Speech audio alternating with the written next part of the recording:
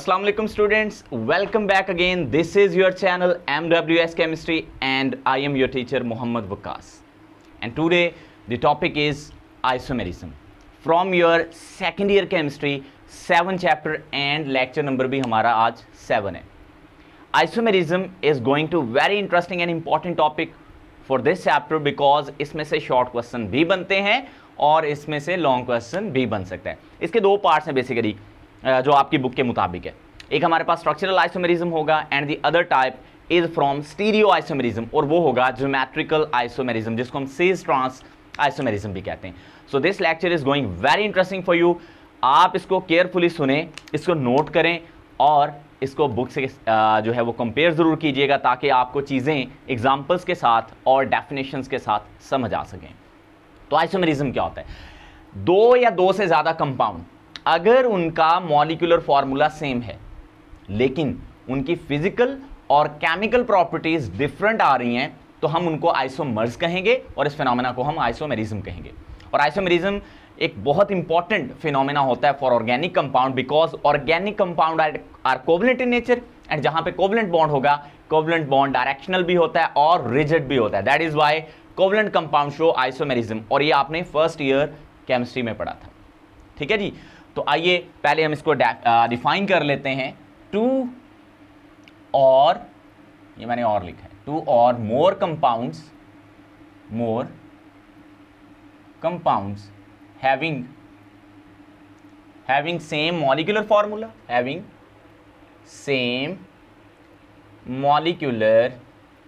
Formula, दो या दो से ज्यादा कंपाउंड जिनका मॉलिक्यूलर फार्मूला क्या होगा? सेम, बट लेकिन डिफरेंट. उनके क्या डिफरेंट होंगी?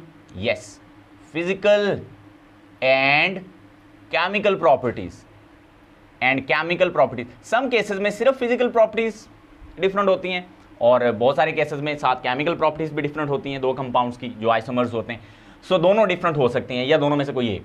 मोस्ट प्रोबेबली फिजिकल तो सब में सेम होती हैं, सब आइसोमर्स में, लेकिन कुछ हमारे पास आइसोमर्स हैं, बल्कि काफ़ी हैं जिनमें केमिकल प्रॉपर्टीज़ भी जो है वो डिफरेंट रहती हैं.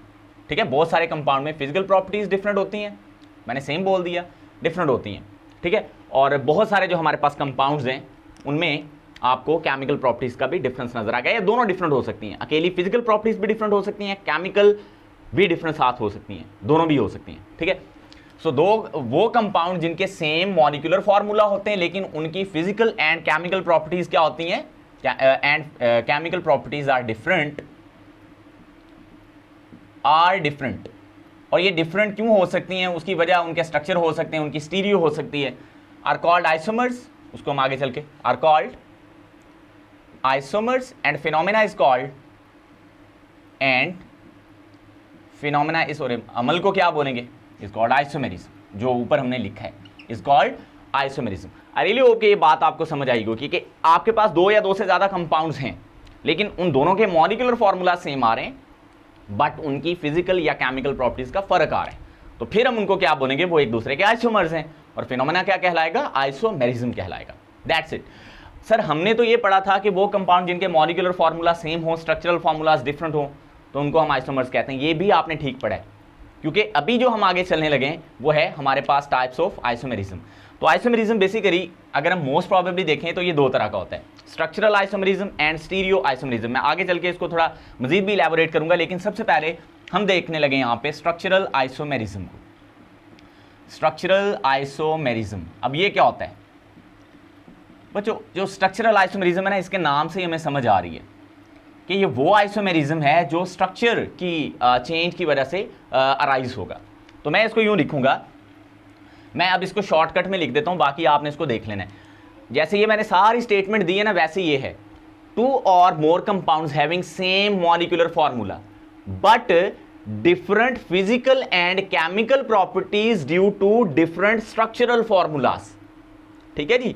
आपके पास कंपाउंड दो या दो से ज्यादा हैं, उनके मॉलिक्यूलर फार्मूला सेम हैं लेकिन फिर भी उनकी फिजिकल और केमिकल प्रॉपर्टीज का डिफरेंस आ रहा है. और डिफरेंस क्यों आ रहा है मैंने बताया? यस, उनके स्ट्रक्चरल फार्मूलाज डिफरेंट होंगे. तो मैं यहां पे शॉर्टकट लिख देता हूं, इनके मॉलिक्यूलर फार्मूलाज होंगे सेम और इनके स्ट्रक्चरल फार्मूलाज होंगे डिफरेंट तो इस वजह से ये कहलाएंगे स्ट्रक्चरल आइसोमर्स, और इसी वजह से स्ट्रक्चरल फॉर्मूलाज डिफरेंट होने की वजह से ही इनकी फिजिकल और केमिकल प्रॉपर्टीज डिफरेंट होंगी। आई रियली होप ये बात आपको समझ आ गई होगी। ओके, आगे बढ़ते हैं। अब ये जो स्ट्रक्चरल आइसोमेरिज्म है ना, ये 5 तरह का है, 5 तरह के। सबसे पहले हमारे पास है चेन आइसोमेरिज्म। तो चलो देखते हैं चेन आइसोमेरिज्म क्या होता है। आपने चेन आइसोमेरिज्म की एक एग्जांपल जो है वो रिफॉर्मिंग ऑफ पेट्रोलियम में इसी चैप्टर में पढ़ ली है। आई थिंक वो लेक्चर नंबर 3 था मेरा, रिफॉर्मिंग और क्रैकिंग पे। तो आप अगर 2 कंपाउंड देखते हो, उनका मॉलिक्यूलर फॉर्मूला तो सेम आ रहा है, लेकिन उनके स्ट्रक्चर डिफरेंट हो रहे हैं due to difference in their chain, तो हम उसको बोलेंगे चेन आइसोमेरिज्म। इन सब की ना डेफिनेशंस आपने अपनी बुक से याद कर लेनी है, ठीक है, ताकि हमारा लेक्चर ज़्यादा लेंथी ना हो और मैं बेसिकली कोशिश करूंगा एग्जांपल्स के साथ आपको चीज़ें इजीली समझा सकूं। देखो आपके पास एक कंपाउंड है ब्यूटेन, बस सीधी बात करते हैं ब्यूटेन। अब ब्यूटेन का मॉलिक्यूलर जो फॉर्मूला है ना बच्चों, वो C4, 4 इसमें कार्बन होते हैं और इसमें हाइड्रोजन, 4 का डबल करो 8, उसमें 2 जमा कर दो 10, तो इसमें 10 हाइड्रोजन होते हैं। This is called butane. अब ये जो हमारा ब्यूटेन है ना, इसकी 2 तरह की जो है हमारे पास स्ट्रक्चर्स बन सकती हैं। मॉलिक्यूलर फॉर्मूला तो ये हो गया। अब इनके 2 स्ट्रक्चर क्या बन सकते हैं? पहला ये बन सकता है CH3 CH2 CH2 और CH3। हम एक तो इसका ये स्ट्रक्चर बना सकते हैं। दूसरा ये बन सकता है CH3 CH, यहां पे आ जाएगा CH3 और ये CH3। अब देखो दोनों आपके पास जो कंपाउंड्स हैं ये वाले, दोनों ही ब्यूटेन है। दोनों में कितने कार्बन है? 1 2 3 4, इसमें भी 1 2 3 4, लेकिन दोनों में हाइड्रोजन भी सेम है, लेकिन दोनों की जो आपको स्ट्रक्चर्स नजर आ रही हैं वो डिफरेंट नजर आ रही हैं। क्यों? क्योंकि ये स्ट्रेट चेन में है, इसको हम बोलते हैं एन ब्यूटेन, है ना, और ये ब्रांच में है तो इसको हम बोलते हैं क्या? आइसोब्यूटेन। अब ये 2 कंपाउंड हैं, एक एन ब्यूटेन और एक आइसोब्यूटेन। अब दोनों का मॉलिक्यूलर फॉर्मूला तो सेम है, लेकिन दोनों की फिजिकल प्रॉपर्टीज डिफरेंट है। यहां पे केमिकल प्रॉपर्टीज ऑलमोस्ट इनकी सेम होंगी, ठीक है, केमिकली रिएक्शन इनके तकरीबन सेम होंगे, लेकिन इनकी क्या डिफरेंट है यहाँ पे? Physical properties. मैंने बताया था फिजिकल भी डिफरेंट हो सकती हैं, केमिकल भी, दोनों भी हो सकती हैं डिफरेंट। तो यहाँ पे सिर्फ फिजिकल प्रॉपर्टीज डिफरेंट है। तो आपके पास एक ही मॉलिक्यूलर फॉर्मूला था, लेकिन स्ट्रक्चरल फॉर्मूलाज 2 बने। फिजिकल केमिकल प्रॉपर्टीज यहाँ पे डिफरेंस हो सकती हैं, यहाँ पे मैंने बोला फिजिकल डिफरेंट होंगी। और ये क्यों डिफरेंट हैं दोनों एक दूसरे से? Due to their chains. इसकी चेन सीधी है, इसकी चेन ब्रांच है। इसी तरह मैंने आपको दूसरी एग्जांपल दी, यहाँ पे आप अगर ऑक्टेन लोगे, ऑक्टेन दूसरी एग्जांपल, ये आपने खुद करनी है, आपने ये रिफॉर्मिंग में पढ़ी है। ऑक्टेन में कार्बन का जो नंबर होता है वो 8 होता है, हाइड्रोजन को डबल करो 16 और 2 ऐड करो तो कितने बनेंगे? 18। तो ये हमारे पास ऑक्टेन है। अब इसके भी 2 आइसोमर बनाए थे हमने, इफ यू रिमेंबर, है ना। एक एन आइसोमर था, एन ऑक्टेन, और एक क्या था? आइसो ऑक्टेन था, जिसको हमने 2,2,4 ट्राइमिथाइल पेंटेन भी कहा था। ऑलराइट, सो ये हमारे पास कहलाता है चेन आइसोमेरिज्म। मुझे पूरी उम्मीद है कि ये बात आपको पहले आइसोमेरिज्म तक की हद तक जो है वो समझ आई होगी। नेक्स्ट जो हमारे पास सेकंड टाइप ऑफ आइसोमेरिज्म है, that is actually positional isomerism. What I am talking about? Yes, positional isomerism. तो नाम से जैसे हमें समझ आ रहा है कि इसमें हम कोई पोजीशन की बात कर रहे हैं। स्टूडेंट्स एक बात याद रखें, आगे चैप्टर नंबर 8 में भी हमने वो चीज़ें स्टडी करनी है। पोजिशनल पोजीशन ना, पोजीशन हम एक सब्स्टिट्यूएंट की कहते हैं या फंक्शनल ग्रुप की कहते हैं। सब्स्टिट्यूएंट या फंक्शनल ग्रुप, ये बात आपने अभी नोट कर लेनी है, ठीक है। मैं ना एक कंपाउंड लिखता हूँ यहाँ पे, फिर आपको एग्जाम्पल के साथ ये ज़्यादा क्लैरिटी के साथ समझ आएगी बात। मेरे पास कंपाउंड है C3, अब 3 हाइड्रोजन कार्बन है, तो हाइड्रोजन 3 का डबल करो 6, 2 ऐड करो 8 आने चाहिए, लेकिन 7 करके यहाँ पे एक क्लोरीन लगा दो, यानी एक हाइड्रोजन की जगह यहाँ पे क्लोरीन मौजूद है। ये एक अल्काइल हैलाइड है, और ये आपको पता है क्या है? यस, ये क्लोरोप्रोपेन है। 3 कार्बन हो तो प्रोपेन, और साथ में क्लोरो ग्रुप जुड़ा है, that is why we called it chloro. तो ये हमारे पास उसका है मॉलिक्यूलर फॉर्मूला क्लोरोप्रोपेन का। अब जो क्लोरोप्रोपेन है ना, इसके 2 आइसोमर पॉसिबल हैं। 2 आइसोमर मैंने बोला, कैसे? आप यहां पे लिखो 1 2 और ये तीसरा कार्बन, यहां पे आप क्लोरो ग्रुप लगा दो। अब दूसरे में आप क्या कर सकते हो? CH3 CH CH3 और यहां पे क्लोरो लगा दो, अब दोनों में फर्क आ गया। देखो जो ऊपर मैंने एग्जांपल मेंशन किया है, यहां क्लोरो मैंने यहां लगाया और इसमें मैंने क्लोरो यहां, पोजीशन का फर्क आ गया। अब दोनों में कार्बन आप आ गिनो, 1 2 3, इसमें भी 1 2 3 है, दोनों में हाइड्रोजन भी बराबर है, 3 और 4 7, 3 और 6 और 1 7, तो पूरा है सारा मॉलिक्यूलर फार्मूला सेम है, लेकिन क्या डिफरेंट है, पोजीशन किसकी, हमारे यहाँ पे सब्स्टिट्यूएंट जो हमारा यहाँ पे फंक्शनल ग्रुप है अल्काइल हैलाइड। तो इसको मैं बोलता हूँ 1, यहां से नंबरिंग इधर से स्टार्ट होगी 1 2 और ये 3, इसको बोलते हैं 1 क्लोरोप्रोपेन, 1 क्लोरोप्रोपेन। ये नोमेनक्लेचर आप आगे चल के पढ़ोगे भी। अच्छा यहां आप नंबरिंग इधर से करो या इधर से, इसने पोजीशन 2 पे आना है, चलो यहां से कर लेता हूं 1 2 और ये 3, तो ये क्या बना 2 क्लोरोप्रोपेन। अब आप दोनों कंपाउंड में चेक करो, आपके पास दोनों कंपाउंड में चेन का कोई डिफरेंस नहीं है, ये भी सीधी चेन है स्ट्रेट, ये भी सीधी चेन है, लेकिन यहां क्लोरो ग्रुप 1 पे लगा है, यहां पे 2, तो पोजीशन चेंज हुई है ना, that is why this is called positional isomerism, that's it.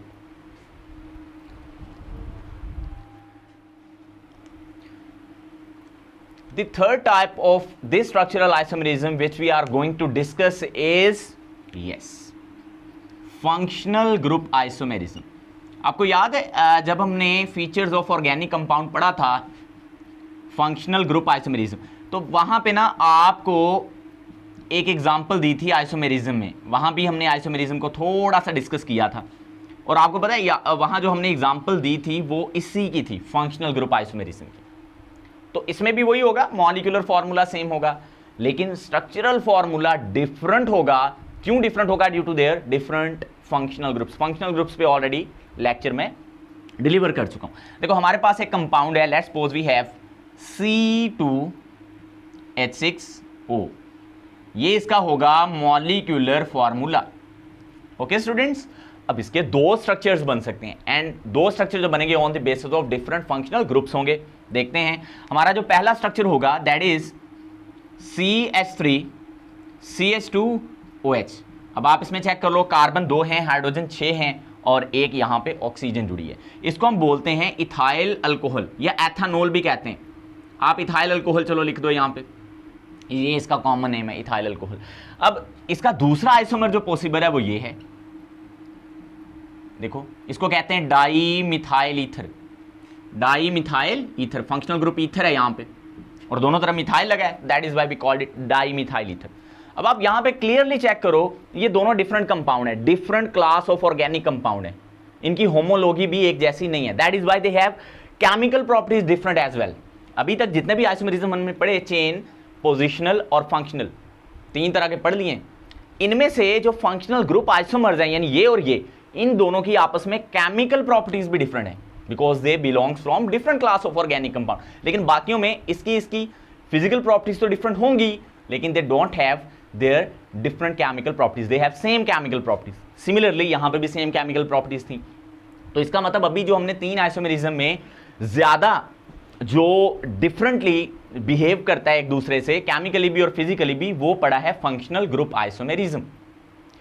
मुझे यहां तक यकीन है कि आपको चीजें समझ आई हैं, इनकी आपने डेफिनेशंस अब बुक से जरूर देखने हैं। तो आगे बढ़ते हैं, नेक्स्ट हमारे पास मेटामेरिज्म और टॉटोमेरिज्म है।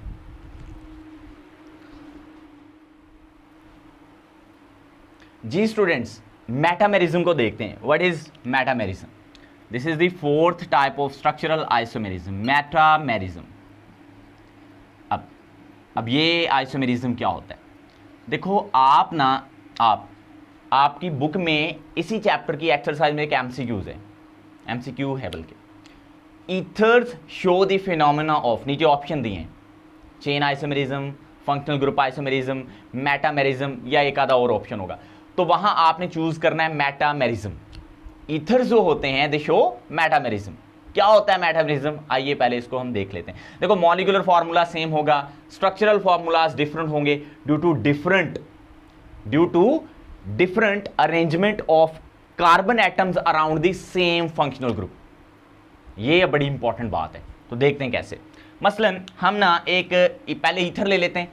मैं आपको ये भी बता दूं ये फिनोमेना किन में पाया जाता है। यस, ईथर्स में मोस्ट प्रोबेबली, लेकिन किन में भी होता है? कीटोन्स में भी।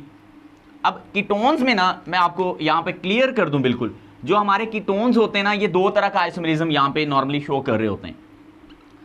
वैसे तो इनमें टॉटोमेरिज्म भी पाई जाती है कीटोन्स में, लेकिन most probably they show metamerism, एक तो जिसकी हम बात कर रहे हैं मेटामेरिज्म, और दूसरा ये शो करते हैं हमारे पास पोजिशनल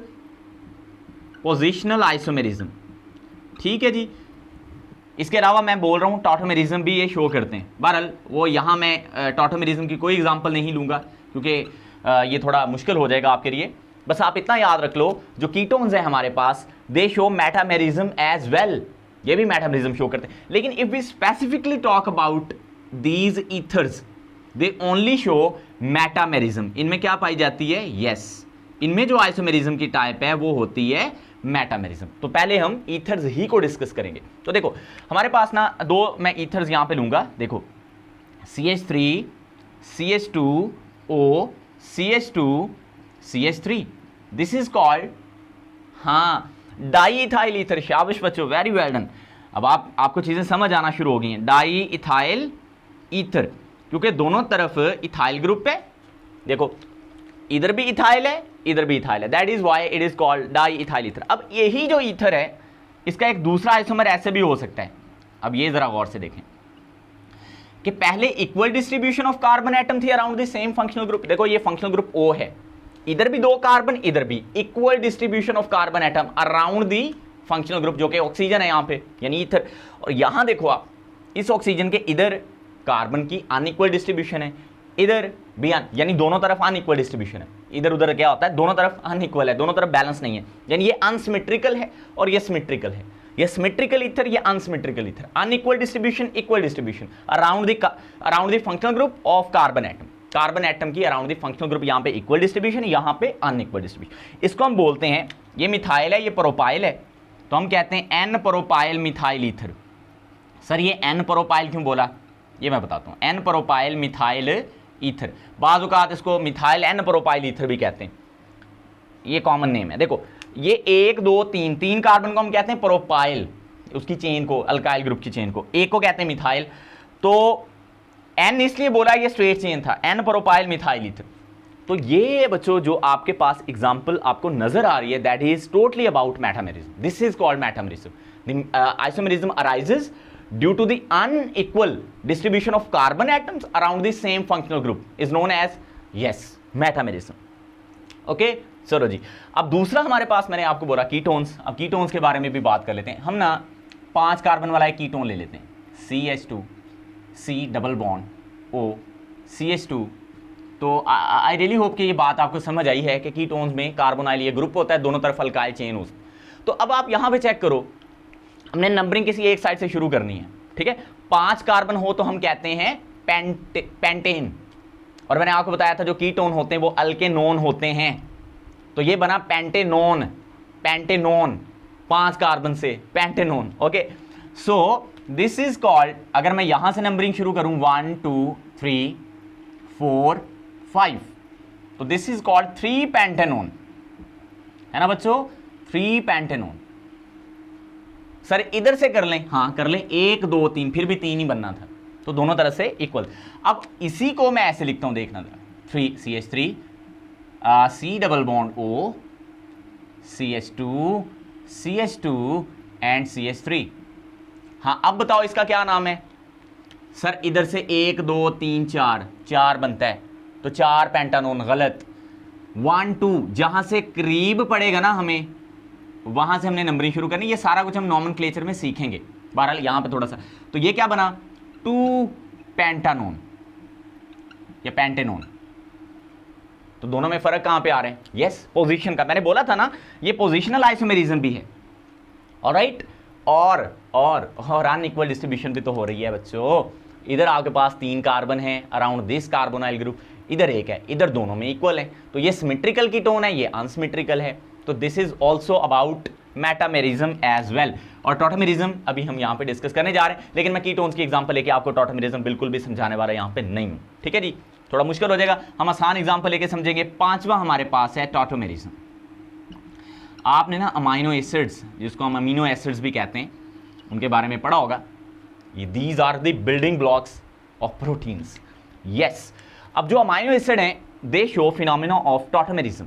कैसे मैं अच्छा, ये जो टॉटमेरिज्म है ना बाकी सारे स्ट्रक्चरल आइसोमेरिज्म से काफी डिफरेंट है, मैं वो भी बताऊंगा आपको कैसे डिफरेंट है। Like if we have amino acid R C H NH2 C double bond OOH, this one is called as carboxylic group. इसको ना हम कंडेंस करके यूं भी लिख सकते हैं COOH, ये ऐसे भी लिखा जा सकता है, तो इससे आपने परेशान नहीं होना। This is called amino acid. अब जो अमाइनो एसिड है ना बच्चों, ये ना अपनी टॉटोमेरिक फॉर्म में होते हैं। अब सर टॉटोमेरिक फॉर्म क्या होती है, यही तो मैं बताना है आपको। यस क्या होती, ये जो है ना इसका पार्ट ये वाला, ये बेसिक पार्ट होता है। This one is basic part, क्योंकि अमाइनो ग्रुप अमोनिया जो है इसमें लॉन पेयर होता है, तो that is why this is basic in nature, ठीक है। और ये जो कार्बोक्सिलिक ग्रुप है, this one is acidic in nature.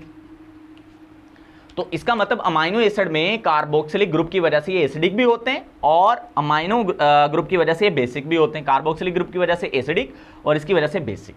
अब होगा क्या, होगा ये कि ये जो नाइट्रोजन है इस प्रोटॉन को विड्रॉ कर लेगा इसी मॉलिक्यूल के अंदर ही, कहीं और से नहीं, यानी आपने बाहर से कोई एसिड नहीं डाला, इसने इस बेस ने इस प्रोटॉन पे अटैक करना है। मैं यहाँ पे हाईलाइट भी कर देता हूँ, इस बेस ने यानी नाइट्रोजन इस हाइड्रोजन को विड्रॉ कर लेना है इसी सेम मॉलिक्यूल में। तो हाइड्रोजन ने अपनी ये पोजीशन छोड़ के यहां आ जाना है, उससे क्या होगा देखना, RCHNH3 और नाइट्रोजन पे बच्चों आ जाएगा पॉजिटिव चार्ज।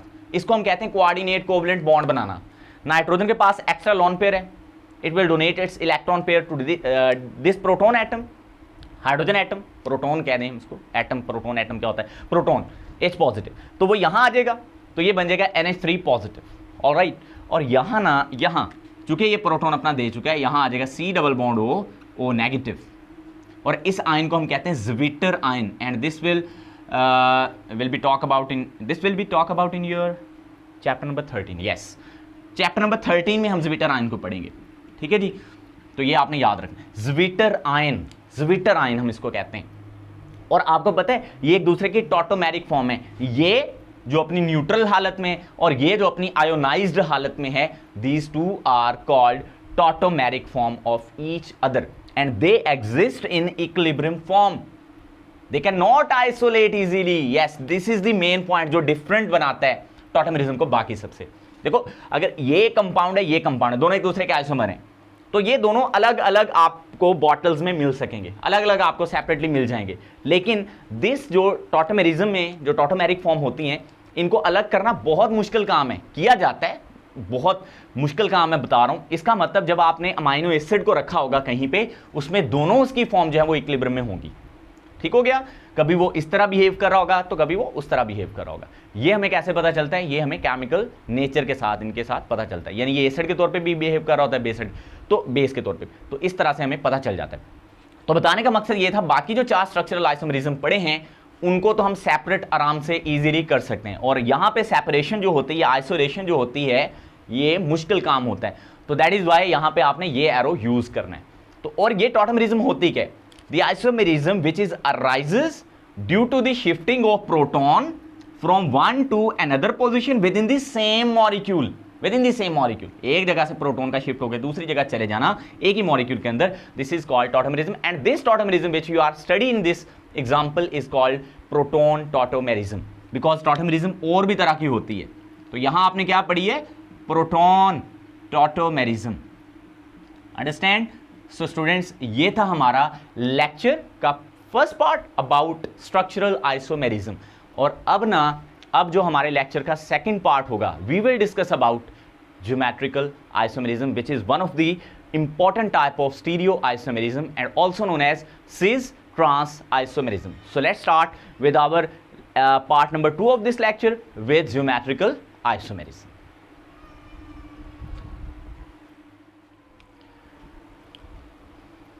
जी स्टूडेंट्स, अगेन इस लेक्चर का सेकंड हमारा हिस्सा है, और मैं ना चाह रहा था कि लेक्चर की लेंथ कम हो, अभी मैं देखा है लेक्चर थोड़ा लेंथी हो रहा है। So don't be worried about your lectures length, आप इस लेक्चर को एंजॉय करें, जस्ट इंपॉर्टेंट है। अब जो हमारा नेक्स्ट हिस्सा है ना, वो है, मैंने बोला ज्योमेट्रिकल आइसोमेरिज्म पे बेस करता। तो पहले मैं यहाँ पे अगेन लिखूंगा आइसोमेरिज्म।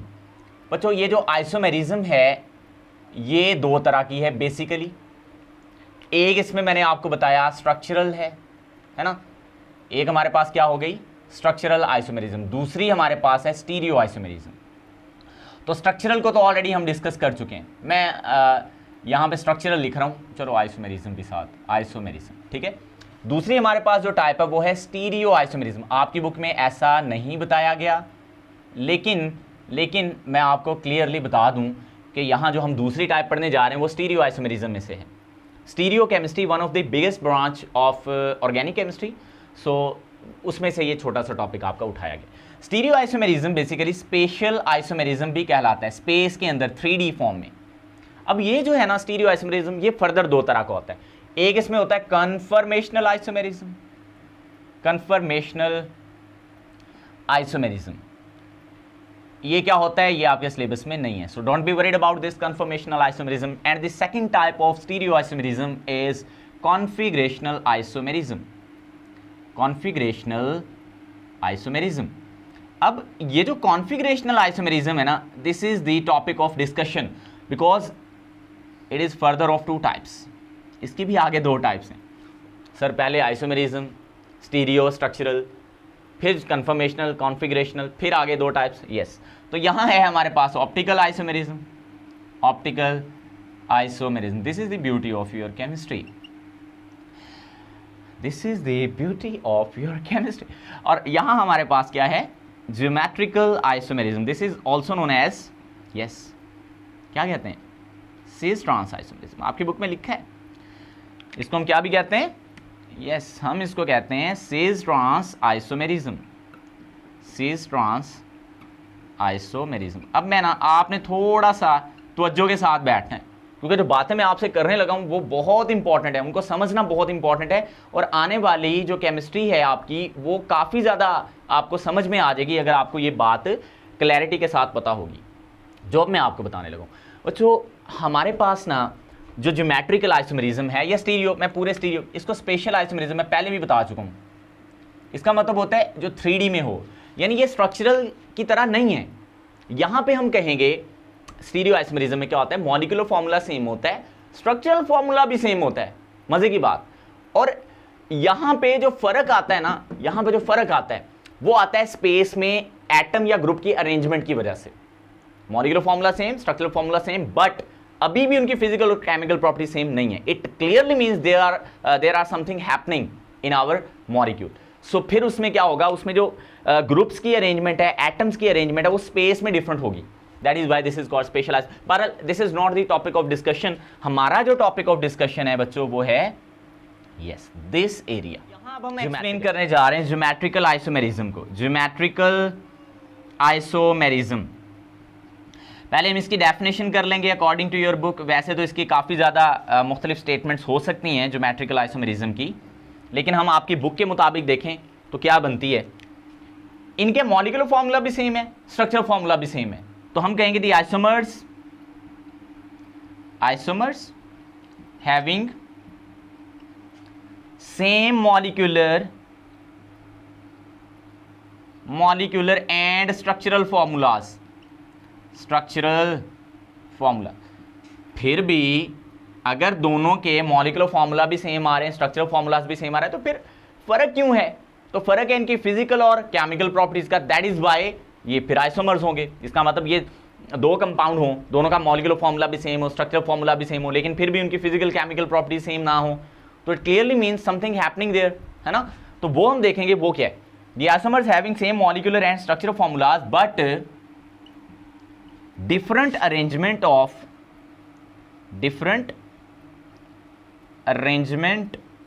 of identical groups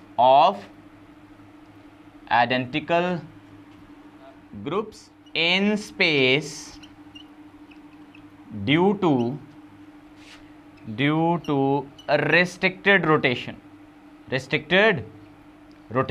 ये बहुत इंपॉर्टेंट बात है, ये जो रिस्ट्रिक्टेड रोटेशन है, ये this is the key point actually is called, आगे आ जाएगा वो ज्योमेट्रिकल आइसोमेरिज्म, ये ठीक है जी।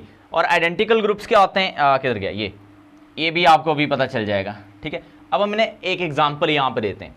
एग्जांपल है हमारे पास बहुत इंटरेस्टिंग, 2 ब्यूटीन। अल्कीन है ये, 4 कार्बन होंगे इसमें, देखो 1 2 3 और ये 4। कार्बन नंबर 2 पे डबल बॉन्ड लगाना है। इधर से नंबरिंग अगर हम शुरू करें 1 2 तो यहां पे डबल बॉन्ड आएगा, यहां 3 हाइड्रोजन होंगे, यहां पे 3 हाइड्रोजन होंगे क्योंकि कार्बन 4 बॉन्ड बनाती है एक एटम जो कार्बन का है, और यहां हाइड्रोजन और 1 हाइड्रोजन आप यहां लगा दो, तो यूं हमारे पास ये बन गई है 2 ब्यूटीन। अब ये जो 2 ब्यूटीन है ना, इसके हम 2 डिफरेंट बॉइलिंग पॉइंट्स देखते हैं, 2 डिफरेंट मेल्टिंग पॉइंट्स देखते हैं, 2 डिफरेंट तरह की इसकी हम डायपोल मूवमेंट्स देखते हैं, 0 भी और थोड़ी सी 0 से ज़्यादा। तो इट क्लियरली मीन्स कि something is happening in 2 butene. तो इसका मतलब ये 2 ब्यूटीन एक से ज़्यादा फॉर्म में, आइसोमर्स की फॉर्म में हो सकती है। वो कैसे, वही हमने यहाँ पे अब देखना है। देखो आपके पास ना 2 ब्यूटीन अगर हम स्पेस में जाके इसको इन्वेस्टिगेट करें तो यूं भी हो सकती है जिसमें हमारे आइडेंटिकल ग्रुप सेम साइड पे हैं। देखो हम इसको बोलेंगे 2 ब्यूटीन, चलो थोड़ा सा आगे करें, 2 ब्यूटीन। अच्छा, दूसरी इसकी अरेंजमेंट स्पेस में ये हो सकती थी C डबल बॉन्ड C, यहाँ पे CH3 होता, ये CH3 इधर होता, यहाँ पे हाइड्रोजन, और तो यहाँ आप आइडेंटिकल ग्रुप्स की जो अरेंजमेंट है वो ऑपोजिट देख रहे हो, यानी ये और ये दोनों आइडेंटिकल एक जैसे हैं, ये ऑपोजिट पड़े, यहाँ पे ये सेम साइड पे पड़े, तो बोलेंगे इसको भी 2 ब्यूटीन। अब ऐसे कैसे हो सकता है कि 2 डिफरेंट नज़र आने वाले या स्पेस में होने वाले कंपाउंड जो हैं उनके दोनों के नाम सेम हो और दोनों की फिजिकल और केमिकल प्रॉपर्टीज भी सेम हो? तो नहीं होगा। तो यही वजह है ये दोनों एक दूसरे के आइसोमर हैं। और कौन से आइसोमर हैं? Yes, geometrical. अगर हमारे पास आइडेंटिकल ग्रुप सेम साइड पे लाई करेंगे तो हम इसको बोलेंगे सिज, और अगर ये ऑपोजिट साइड पे होंगे जैसे कि यहां पे आपको नजर आ रहे हैं तो हम इसको बोलेंगे trans. So this is cis 2 butene and this one is trans 2 butene. Clear? अच्छा, अब ना अगर नेचर ने, कुदरत ने, गॉड ने, अल्लाह ने इसको ऐसे बना दिया ना, तो ये रूम टेम्परेचर पे ऐसे नहीं हो सकती, यानी ये सिज ट्रांस नहीं बन सकता और ट्रांस सिज नहीं बन सकता। इट मीन्स ये दोनों अलग अलग कंपाउंड हुए ना, सो इनको हम आइसोमर्स बोल रहे हैं और ज्योमेट्रिकल आइसोमर्स बोल रहे हैं। इनकी फिजिकल प्रॉपर्टीज डिफरेंट है, दे केमिकली रिएक्ट डिफरेंटली। ठीक है जी। तो अब ना असल बात पे आता हूं। असल बात ये है कि ये रोटेट क्यों नहीं करते। यहां पे हमने क्या लिखा है? Restricted rotation. क्यों नहीं रोटेट करते बच्चों? यहां पे हमारे पास एक सिग्मा बॉन्ड है और यहां पे एक पाई बॉन्ड है। जब कार्बन कार्बन डबल बॉन्ड हो ना तो एक बॉन्ड सिग्मा होता है और एक पाई बॉन्ड होता है। मैं ना यहां पे ब्यूटेन लिखता हूं। ब्यूटेन हमारे पास अगर मैं इसी फॉर्म में लिखूं जैसे यहां पे लिखा हुआ है तो ब्यूटेन बच्चों यूं बनेगी ऐसे। ये ब्यूटीन नहीं है, मैं रिपीट करता हूं, ये अल्केन है, ब्यूटेन। तो आपको लग रहा होगा सर ये सिज है, तो यहां पे आप हमें ट्रांस बना देंगे ऐसे। तो सर फिर तो ब्यूटेन के भी 2 ज्योमेट्रिकल आइसोमर हुए, सिज और ट्रांस। तो बच्चों ऐसा नहीं है। बहुत इंपॉर्टेंट बात आपसे शेयर करने लगा हूं। सिग्मा बॉन्ड ना यहां पे है, पाई बॉन्ड नहीं है। सिग्मा बॉन्ड रोटेट कर लेता है, रूम टेम्परेचर पे कर लेता है। Sigma bond can rotate. तो जब ये रोटेट करेगा तो ये आइसोमर ये बन जाएगा, ये बन जाएगा। तो इट मीन्स ये दोनों अपनी आइडेंटिटी अलग अलग नहीं रखते, ये एक ही कंपाउंड है। क्लियर? क्योंकि ये अगर नेचर सपोज करो इसको ऐसे बनाती है तो ये ऐसे हो जाएगा, रोटेट करने के बाद ये ऐसे होगा तो ये ऐसे बन जाएगा। तो इट मीन्स ये एक दूसरे के आइसोमर नहीं है। आइसोमेरिज्म तब होगा ज्योमेट्रिकल जब carbon carbon bond rotation restrict होगी, रुक जाएगी, नहीं हो पाएगी, और वो तभी पॉसिबल है जब डबल बॉन्ड हो या साइक्लिक स्ट्रक्चर हो, वो भी रोटेशन को रिस्ट्रिक्ट करता है। बहरहाल वो आपके सिलेबस में नहीं है, आप इसको ऐसे याद रखो। जब हमारे पास डबल बॉन्ड होता है, ये एक्सरसाइज में क्वेश्चन नंबर 15 भी है कि डबल बॉन्ड की रोटेशन रिस्ट्रिक्टेड क्यों होती है। सिग्मा बॉन्ड रोटेट कर सकता है, डबल बॉन्ड में पाई बॉन्ड होता है एक, और पाई बॉन्ड आपको पता है साइड वे ओवरलैपिंग से बना होता है, उसमें आधा क्लाउड इलेक्ट्रॉन का ऊपर होता है आधा नीचे। देखो ये हमारे पास सिंगल बॉन्ड है और ये रोटेट कर सकता है, ठीक है, दिस कैन रोटेट। लेकिन अगर ये डबल बॉन्ड होता है यूं तो this can never be rotate, क्योंकि पाई बॉन्ड रोटेट नहीं करता, टूट जाता है। अच्छा सर फिर ये टूट जाएगा, टूट के ये बन जाएगा? नहीं, रूम टेम्परेचर पे इसको टूटने के लिए जो तोड़ने के लिए एनर्जी चाहिए वो भी अवेलेबल नहीं है। तो इट क्लियरली मीन्स कि डबल बॉन्ड रिस्ट्रिक्टेड रोटेशन रखता है, यानी रोटेशन को रोकता है। तो फिर 2 तरह के ज्योमेट्रिकल आइसोमेरिज्म हमें मिलते हैं, सिज और ट्रांस। सिज मैंने बोल दिया आइडेंटिकल ग्रुप सेम साइड पे लाई करेंगे, ट्रांस में ऑपोजिट साइड पे लाई करेंगे। अब आपको ये तो क्लियरली समझ आ गया होगा कि अल्केन्स क्यों ज्योमेट्रिकल आइसोमेरिज्म शो नहीं करते और अल्कीन्स या रिस्ट्रिक्टेड जहां पे रोटेशन ऑफ कार्बन एटम होती है वहां पे क्यों ज्योमेट्रिकल आइसोमेरिज्म शो होता है। अब हम कंडीशंस की बात करेंगे। कंडीशन में एक कंडीशन मैं ऑलरेडी डिस्कस कर चुका हूं, मैं बताता हूं आपको भी। दूसरी कंडीशन में एग्जांपल लेके, और वो एक्सरसाइज में शॉर्ट क्वेश्चन भी हो सकता है या आपके एग्जाम में भी शॉर्ट क्वेश्चन पूछा जा सकता है। तो जैसे क्वेश्चन नंबर 15 मैंने अभी यहां पे एक्सप्लेन कर दिया, तो वो क्वेश्चन भी साथ एक्सप्लेन करूंगा, साथ में कंडीशंस भी अभी यहां पे मैं एक्सप्लेन करने लगा। देखिए अब हम कंडीशंस पे आते हैं। कंडीशंस, एक कंडीशन जो है ना, कंडीशंस फॉर ज्योमेट्रिकल आइसोमेरिज्म, मैंने GI लिख दिया, इट मींस ज्योमेट्रिकल आइसोमेरिज्म। पहली कंडीशन मैं ऑलरेडी डिस्कस कर चुका हूं कि कार्बन कार्बन बॉन्ड रोटेशन जो है वो रिस्ट्रिक्टेड होनी चाहिए।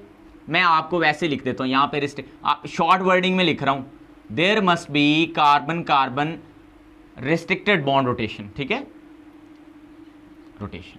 तो ये पहली शर्त है, और ये तभी पॉसिबल होगा जब मैंने बताया डबल बॉन्ड होगा या साइक्लिक स्ट्रक्चर होगा। बहरहाल डबल बॉन्ड को याद रखें। तो पहली कंडीशन मैं ऑलरेडी एक्सप्लेन भी कर चुका हूं कि क्यों डबल बॉन्ड रोटेट नहीं करता और सिंगल करता है, ये हो गया। अब दूसरी जो कंडीशन है मैं एक एग्जांपल लेकर समझाता हूं। देखो हमारे पास ये 2 ब्यूटीन है ना, हमारे पास एक कंपाउंड 1 ब्यूटीन भी होता है। क्या है कंपाउंड 1 ब्यूटीन? ये मैं आपको बेसिकली कंडीशन नंबर 2 समझाने लगा हूं, और ये शॉर्ट क्वेश्चन भी है कि 1 ब्यूटीन ज्योमेट्रिकल आइसोमेरिज्म क्यों नहीं शो करती। तो 1 ब्यूटीन बच्चों ये होती है CH2 double bond CH CH2 CH3, यानी जो डबल बॉन्ड है वो पोजीशन 1 पे आएगा, ये है 1 ब्यूटीन। अब क्वेश्चन क्या है, ये ज्योमेट्रिकल आइसोमेरिज्म नहीं शो करती, और इसी में आपको कंडीशन नंबर 2 का पता चल जाएगा। देखें क्यों नहीं करती, मैं इसको बनाता हूं। देखो ये कार्बन और कार्बन का डबल बॉन्ड है, अब जरा गौर से देखना, ये कार्बन और कार्बन का डबल बॉन्ड, इस कार्बन के साथ यहां 2 हाइड्रोजन लगे, एक इधर लगा लो एक इधर लगा लो। ये जो कार्बन है ये वाला, इसके साथ एक हाइड्रोजन जुड़ा है, और एक ये पूरा ग्रुप है CH2 CH3, ये इसको इथाइल ग्रुप कहते हैं। अब आप इसको गौर से देख लें, इसका दूसरा आइसोमर बनाने की कोशिश करते हैं, वो होगा नहीं, कोशिश कर देखते हैं। ये दूसरी तरह ऐसे बन सकता है सर, यहां पे तो दोनों हाइड्रोजन है, यहां पे इसको मैं ऊपर लिख लेता हूं CH2 CH3 को, और इसको हाइड्रोजन को नीचे। तो बच्चों क्या ये जो आपको, मैं इसको नीचे थोड़ा सा ताकि क्लैरिटी के साथ रहे। अच्छा, क्या आपको ये दोनों डिफरेंट नजर आ रहे हैं? सर हाँ आ रहे हैं नजर। पता क्यों सर? देखें यहाँ पे ये नीचे, यहाँ पे ये ऊपर है, यहाँ तो ऐसा नहीं है। These two are similar to each other from every perspective, ठीक है जी। कैसे, क्यों? देखो अगर आप यहाँ आइडेंटिकल ग्रुप्स को देखो, ये हाइड्रोजन आपस में आइडेंटिकल है, ये सेम साइड पे हैं, तो यहाँ पे भी तो ये सेम साइड पे हैं, वो नीचे जाके हैं ये ऊपर जाके हैं, तो सेम साइड पे। इसमें ऐसा कोई सीन नहीं था। देखो ये आइडेंटिकल ग्रुप सेम साइड पे थे, लेकिन यहाँ पे ऑपोजिट साइड, इसमें ऐसा नहीं हुआ। क्यों नहीं हुआ? अच्छा सर देखें, ये तो ऊपर चला गया ना, अच्छा चलो ये ऊपर चला गया, पहले हाइड्रोजन और ये इथाइल सेम साइड पे हैं, ऊपर जाके भी सेम साइड पे, तो कोई फर्क नहीं है दोनों में, इसमें और इसमें कोई ये एक ही कंपाउंड है, इसको हम सिस ट्रांस नहीं बोल सकते। अब वजह क्या है? यही हमारी कंडीशन नंबर 2 है। कंडीशन नंबर 2 ये हमें कहती है कि जो हमारे पास हर डबली बॉन्डेड कार्बन, यहां पे 2 डबली बॉन्डेड कार्बन एटम है ना, ये भी डबल बॉन्ड बना रहे हैं, ये भी डबल बॉन्ड बना रहे हैं, ये भी डबल बॉन्ड और ये भी, ये 2 कार्बन एटम, दोनों के साथ ये दोनों ग्रुप सेम नहीं होने चाहिए। हाँ, each doubly bonded carbon atom must have different groups attach to it, फिर वो ज्योमेट्रिकल आइसोमेरिज्म शो करेगा, अदरवाइज वो नहीं शो करेगा। मसलन अगर मैं इस कार्बन को देखूं, इस कार्बन को, तो इसके साथ ये 2 डिफरेंट लगे, यहां तक तो ठीक है, लेकिन यहां तक हमारी कंडीशन सेटिस्फाई नहीं हुई।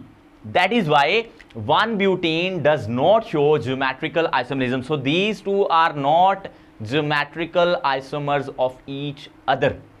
इसी तरह अगर मैं पेंटीन का बोलूं, पेंटीन 2 पेंटीन तो शो करेगी, हाँ 1 पेंटीन नहीं शो करेगी। क्लियर हुआ? तो एक आधी एग्जांपल यहां पे मैं और ले लेता हूं, फिर ये हमारा लेक्चर हो जाएगा खत्म। देखो बच्चों, अभी मैंने बात की है 2 पेंटीन की, 2 पेंटीन, ये वो पेंटीन शैम्पू नहीं है, उसके स्पेलिंग में थोड़ा फर्क होता है, ये पेंटीन। अब देखो इसमें एक, ये 2 पे आ गई डबल बॉन्ड, ये और फिर ये, this is called 2 pentene. 1 2 3 4 5, numbering इधर से शुरू करें तो 1 2 पे आता है, इधर से करें 1 2 3 पे आता है, आपने इधर से कर रहे, ठीक है, 1 2 2 पे पेंटीन है। तो इसके जो दोनों आइसोमर बनेंगे वो कुछ यूं होंगे, देखो C डबल बॉन्ड C, ये मैंने लिख दिया, इसके साथ एक तरफ H है और एक तरफ ये मिथाइल ग्रुप है यूं, फिर दूसरी तरफ यहाँ पे H है और एक तरफ ये इथाइल ग्रुप है CH2 CH3। अब यहाँ पे आप चेक करो आइडेंटिकल ग्रुप्स को, ये दोनों हाइड्रोजन आइडेंटिकल हैं, सेम साइड पे हैं, ये अल्काइल ग्रुप है इथाइल, ये मिथाइल, ये भी ग्रुप्स अल्काइल हैं दोनों, तो आइडेंटिकल ग्रुप्स ही कहलाएंगे। तो दिस वन इज सिज, यस सिज 2 पेंटीन, क्या बोलेंगे हम इसको, सिज 2 पेंटीन। इसका ट्रांस आइसोमर क्या बनेगा, यस CH2 CH3, इसको ऊपर ले जाओ, यहाँ हाइड्रोजन, इधर अरेंजमेंट वही रखो आप।